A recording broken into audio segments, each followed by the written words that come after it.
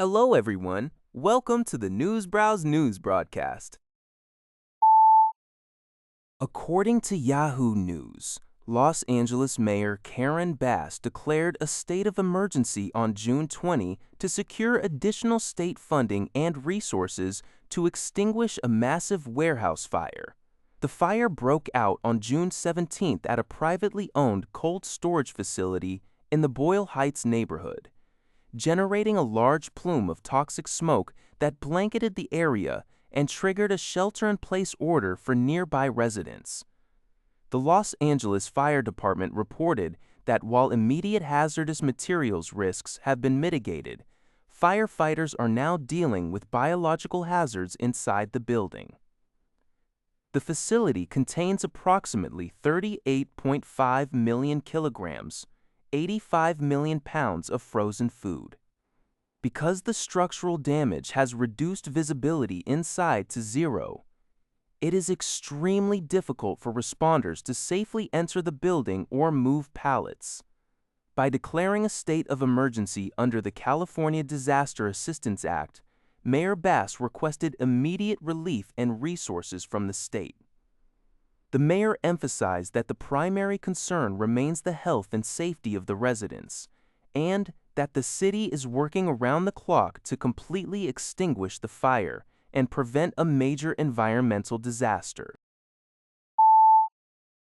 According to a report by China.org Zaxian, the Shanghai-based Chinese satellite internet company Spacesail has achieved a major technological milestone by successfully completing direct-to-satellite voice calls using standard, unmodified commercial smartphones.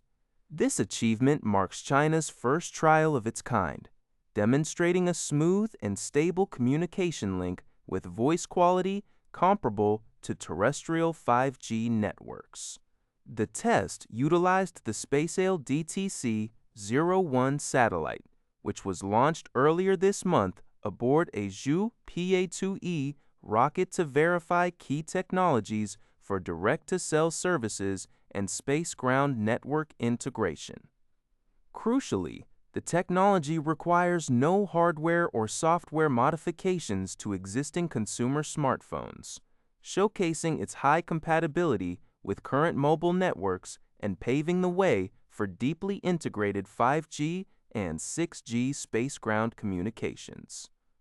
As of June 5, the Spacesail constellation has grown to include 200 satellites, reinforcing China's rapid advancements in satellite internet technology.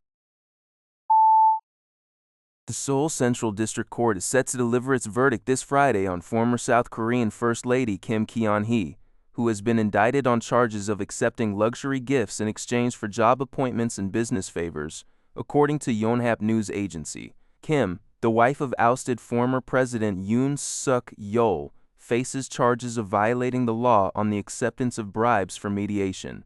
Prosecutors have demanded a 7.5-year prison sentence, arguing that she used her status for personal interest.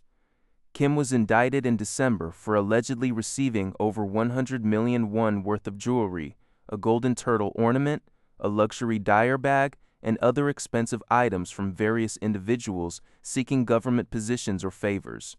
Kim has pleaded not guilty, claiming that while she did receive the gifts, there were no specific requests or favors involved. This ruling follows a separate corruption trial in April, in which an appeals court sentenced Kim to 4 years in prison. According to Tsingtao, the Ministry of Health of the Democratic Republic of the Congo, DRC, has released its latest Ebola outbreak report, revealing that confirmed cases have risen to 956, with 247 deaths recorded. Additionally, 92 patients have recovered, 361 remain in isolation or hospital treatment, and 162 suspected cases are under investigation. Epidemic prevention efforts are currently facing severe challenges, as the contact tracing rate stands at only 69.3%, far below the government's 95% target. Local health authorities noted that containment is hindered by community resistance to testing. Saturation of treatment centers in Ituri province, shortages of medical supplies, regional security instability, and high population mobility. DRC Health Minister Roger Kamba stated that the outbreak has not yet peaked. As health workers actively search for new cases within communities, the number of confirmed cases is expected to continue rising before stabilizing. That's all for this video. Thank you for watching. See you in the next video.